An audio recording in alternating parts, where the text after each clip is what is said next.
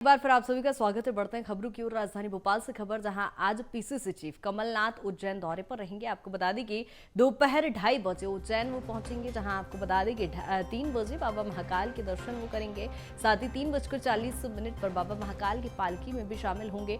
PCC chief Kamal Nath शाम 4 बजे उज्जैन से भोपाल के लिए रवाना हो जाएंगे। एक महत्वपूर्ण कार्यक्रम आपको बता दें कि जहाँ बाबा महाकाल की शाही सवारी में भी वो शामिल होंगे। पीसीसी चीफ कमलनाथ दर्शन करेंगे बाबा महाकाल के और वहां पर पालकी में भी शामिल होंगे। एक महत्वपूर्ण दौरा उज्जैन का, जहां आपको बता दें कि पीसीसी चीफ कमलनाथ आज महाकाल की नगरी उज्जैन पहुंचेंगे, बाबा महाकाल के दर्शन करेंगे, साथ ही शाही सवारी में भी शामिल होंगे।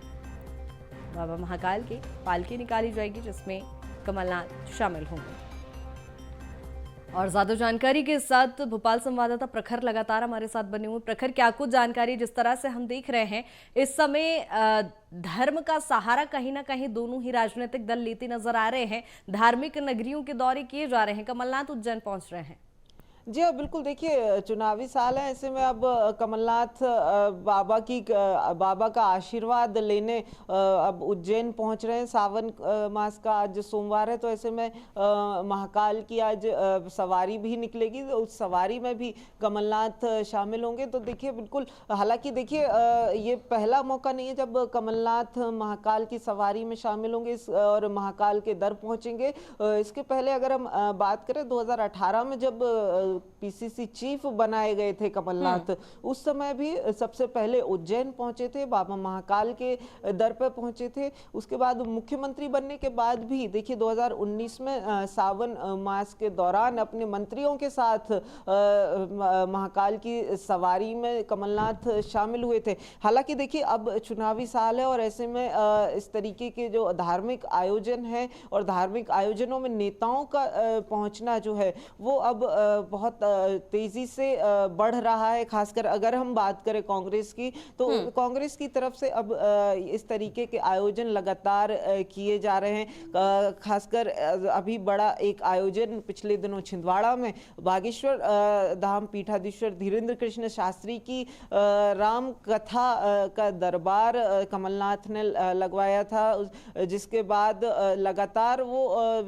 जो बीजेपी है उसके निशाने पर रहे कि एक चुनावी धार्मिक व्यक्ति होने का भी आरोप बिल्कुल लगातार हम देख रहे हैं। प्रखर, सियासत धर्म की राजनीति पर हमेशा से ही गर्माती नजर आई है। जिस तरह से हम देखते हैं हिंदुत्व की बात बीजेपी को लेकर हमेशा से ही तंज कसा जाता था कांग्रेस की ओर से, लेकिन बीजेपी बोलती है कि चुनावी हिंदू हैं कांग्रेसी।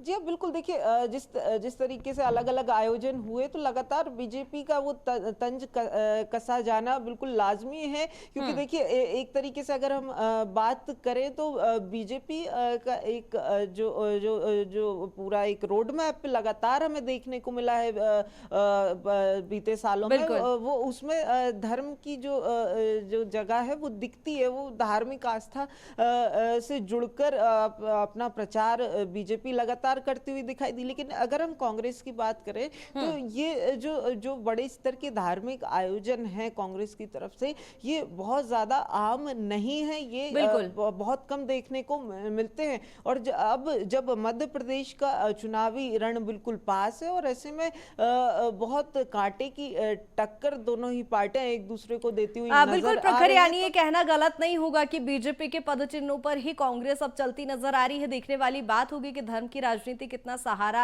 और कितना साथ दे पाती है दोनों ही दलों का। बनी रही तमाम जानकारी के साथ।